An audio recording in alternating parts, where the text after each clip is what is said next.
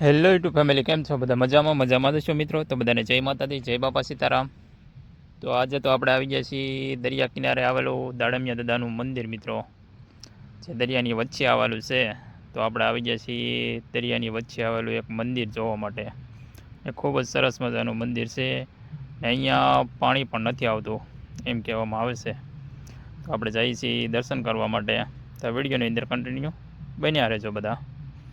ચાલો હવે જઈએ આપણે જોવા આ મંદિર. ખૂબ જ સરસ મજાનું મંદિર છે.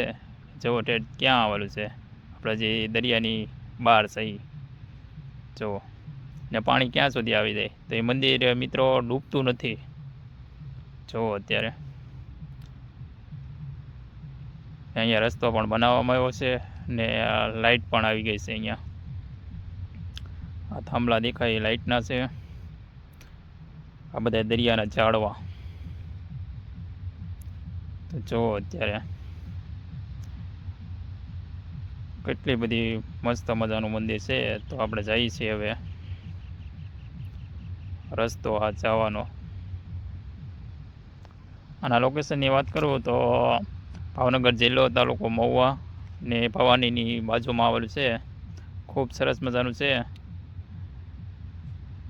અત્યારે તે અહીંયા એવો હાથ છે દાદાનો કે કોઈ પણ માનતા, ગમે એની માનતા તમે કરો તો પૂર્ણ પણ થઈ જાય. અહીંયા એવો દાદાનો હાથ છે.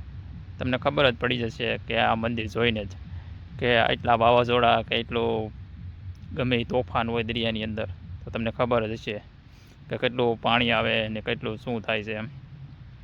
તો અહીંયા કોઈ વસ્તુની નુકસાની પણ નથી થઈ હજી, એટલો દાદાનો હાથ છે. તો તમે જોવો જ છો અત્યારે. જોવો આપણે જઈ છીએ તો અહીંયા એટલો દાદાનો હાથ છે, દાડમિયા દાદાનો. જો આ બધી તમીર્યું દરિયાના વૃક્ષો બધા, આવો રસ્તો છે કંઈક જવાનો. અત્યારે તો નવું મંદિર બનાવવાનું નિર્માણ શરૂ છે. અત્યારે જો અત્યારે દેખાય છે કે નવું મંદિર બની રહ્યું છે. ઘણા વર્ષો પહેલાં અહીંયા જૂનું મંદિર હતું, નાનું મંદિર હતું અહીંયા, પણ એ અત્યારે તો જો નવું મંદિર બનાવવામાં આવે છે. ઘણા વર્ષો પહેલાં 10 વર્ષ થઈ ગયા છે. ત્યારે હું એક વખત ભાઈબંધની સાથે આવેલો હતો અહીંયા. તો આપણને એમ થયું હતું કે પાછું આપણે એક વ્લોગ બનાવવા જઈએ. તો આપણે આવી ગયા છીએ વ્લોગ બનાવવા માટે દાડમિયા દાદાનો. ને અહીંયા કોઈ પણ માનતા કરે તો તમારી માનતા પણ પૂર્ણ થાય છે અહીંયા. ને વિડીયોની અંદર પહેલી વાર આવ્યો હોય તો લાઇક, શેર અને સબસ્ક્રાઈબ કરી દેજો. તમે વિડીયો જોવો તો ખરા મિત્રો, પણ સબસ્ક્રાઈબ નથી કરતા, તો સબસ્ક્રાઈબ કરી દેજો. તો જો અત્યારે જઈએ છીએ હવે આપણે દરિયાની અંદર. ત્યાં અત્યારે તો કામ શરૂ છે અત્યારે મંદિરનું, ને ખૂબ જ કામ વ્યવસ્થિત કરેલું છે મિત્રો. જો આપણે એટલું હાલી ગયા છીએ અત્યારે. 1 કિલોમીટર અંદર આવેલું છે આ મંદિર.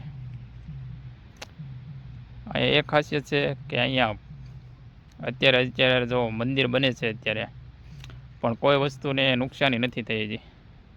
તો પાણી તો તમને ખબર જ હોય કે દરિયાનું ક્યાં સુધી આવતું હોય. જો આ 1 કિલોમીટર સુધી છે. જો હજી તો પાણી ખાલી થાય છે, આ મંદિરને નુકસાની નથી થઈ હજી. એટલો અહીંયા દાદાનો હાથ છે, દાડમિયા દાદાનો. તો કમેન્ટમાં બધા જય દાડમિયા દાદા લખી નાખજો મિત્રો. તો હવે તમને મંદિરનો નજારો હું તમને બતાવીશ હમણાં. તો જો જઈએ છીએ દર્શન કરવા માટે. જો આ જૂની દેરી પાડેલી છે એ તમને બતાવું હમણાં.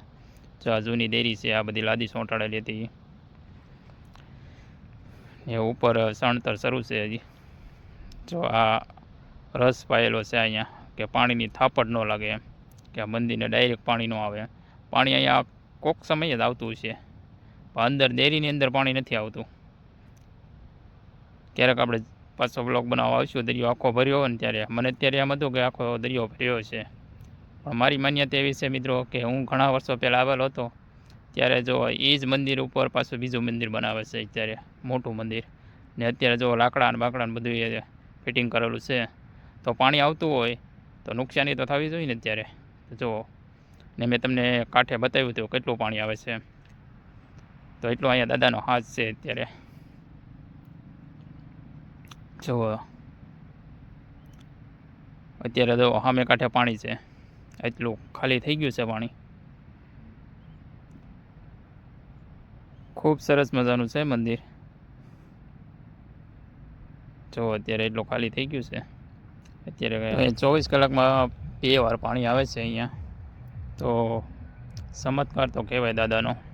તો મિત્રો એકવાર તો અવશ્ય મુલાકાત લેજો આ સ્થળની. તમને લોકેશન પણ કહી દેલું છે મિત્રો. ને વિડીયોની અંદર પહેલી વાર આવ્યો તો લાઇક શેર અને સબસ્ક્રાઈબ કરી દેજો. ને મળીએ પાછા નવા બ્લોગની અંદર. બાય મિત્રો.